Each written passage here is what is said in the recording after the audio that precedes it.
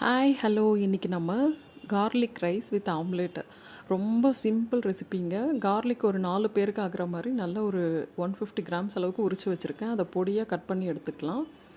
நல்லா சின்ன சின்னதாக கட் பண்ணி எடுத்துக்கோங்க. இதுக்கு நம்ம 3 பொருள் தாங்க.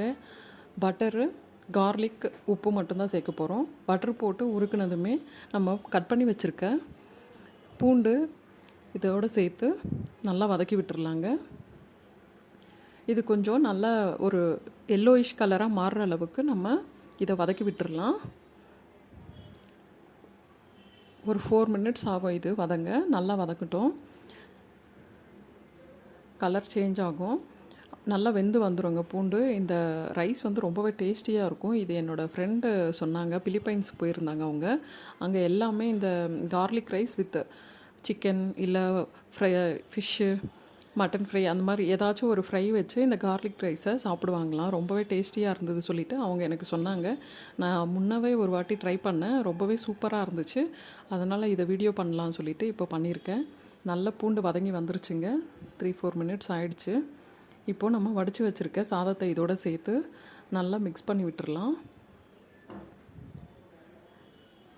எல்லாத்தையும் சேர்த்து நல்லா மிக்ஸ் பண்ணி விட்டுறலாம். தேவையான அளவு உப்பு சேர்த்துக்கோங்க. சேர்த்துட்டு நல்லா சாதம் சூடு பிடிக்கிற அளவுக்கு மிக்ஸ் பண்ணி விட்டுட்டோன்னா நம்மளோட simple and easy garlic rice ready ஆகிடும். மிக்ஸ் பண்ணி எடுத்துட்டோன்னா நம்மளோட simple and easy Philippines garlic rice ready ஆகிடுங்க.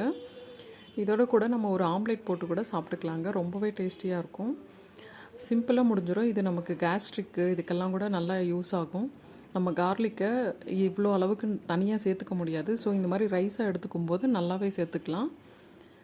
இப்போது ரெடி ஆகிடுச்சு. நல்லா சூடாகிடுச்சு ரைஸ் எல்லாம். இதை இப்போ சர்வ் பண்ணிக்கலாம். ஒரு பிளேட்டில் வச்சுட்டு ஆம்லேட்டு போட்டிருக்கேன். ஆம்லேட்டையும் வச்சு சாப்பிட்டோன்னா செம்ம டேஸ்ட்டாக இருந்ததுங்க. நீங்களும் வீட்டில் ட்ரை பண்ணி பாருங்கள்.